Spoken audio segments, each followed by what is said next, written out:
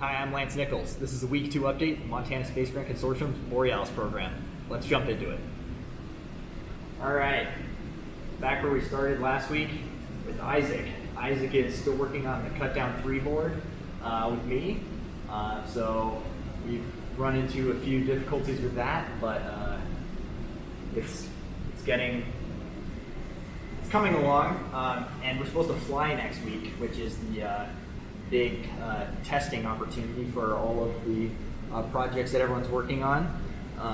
So hopefully everything can be figured out for that by then. Bryce is still working on descent calculation software. I'm not completely sure how far he is along on that, but he's still looking at some of the scripts from years past that have attempted this as well. And Nick has developed a descent calculation program as well. His is, I think, pretty much ready to go. It takes in data from the database as the flight's rolling, so hopefully it'll work in flight next week. This is Adam. Adam is working on the ground station with Larson. The ground station successfully moved this week, and now it's up to the control software to bring it through. Chad has been working on the elements that are going to go into our precision GPS heading calculation calibration stuff. So in the past we have, or at least starting last summer, we have been using the sun to calibrate our heading for our ground station.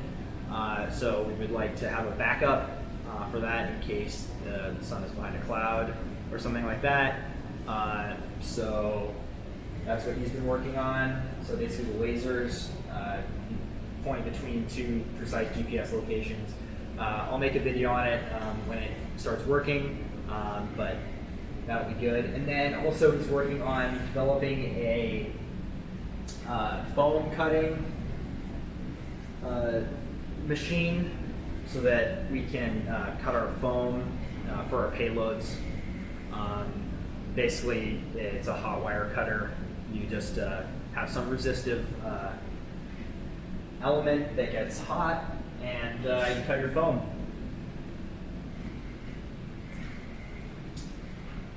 Wilson is working on a hot air balloon still.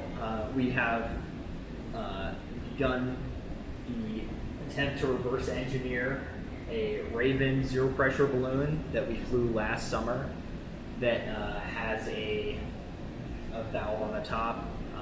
So that one, we're just basically trying to determine the gore shape, and you can see more about that in my balloon manufacturing video that should come out sometime probably next month.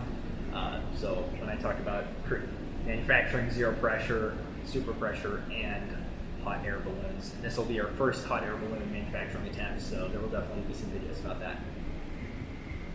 Here is the Cut Down 3 that Isaac and I have been working on. We've been running into some issues. There are 3 of these boards. They're the single nichrome cut downs.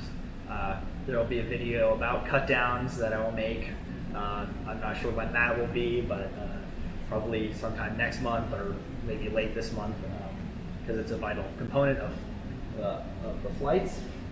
We've been running into some issues with the XB radio modules resetting, so we have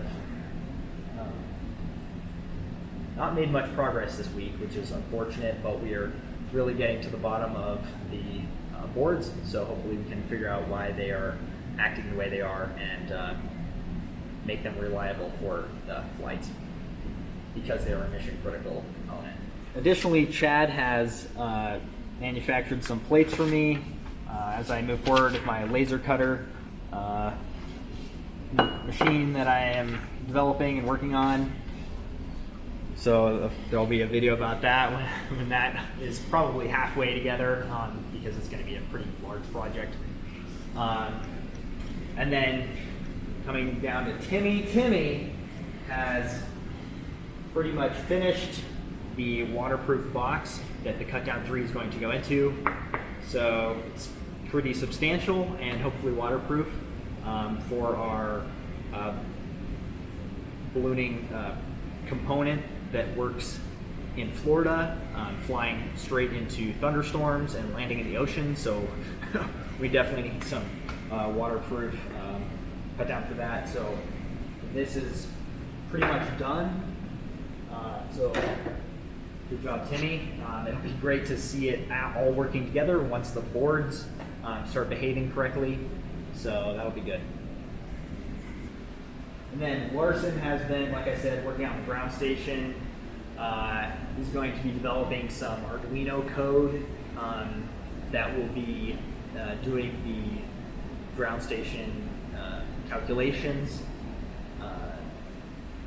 Previously, it has been done on an application on a computer, so we're trying to move the application stuff over to the Arduino so it's done locally on the ground station. We've had some issues with the user interface and other things, so if we can get the basic functionality working inside of just an Arduino, that will be very beneficial to our reliability of that. And it will be interesting to see how he integrates the database side with the Arduino side. So it's definitely something to look forward to. So last week I forgot an intern, Chanel, can't forget her again. She is working on getting this inertial measurement unit featherboard system operational for our flight next week. So the inertial measurement unit will be able to determine the position of the payload in flight. So we'll get some data about how much it's moving, etc. Some stuff like you couldn't tell probably from just footage from the flight, so that'll be good to have. Next is Dalton. He's working on updating code written by 2 different people in the past, so they had different styles of coding and actually, in fact, different versions of Python. So we need to get those speaking the same language so that we can fly this system. And then lastly, we have Abby. Abby's been working on spot ball designs I talked about last week, but she actually printed some out this week. So we have new spot ball design. This part needs to be deburred still, but you will still get that video on spot ball, I guarantee it, in the tracking and communication video, the education video. Thanks for watching. If you have any questions, feel free to drop them in the comments. I'll be there to answer them. And be sure to like it if you liked it and subscribe for more ballooning content. Catch you later.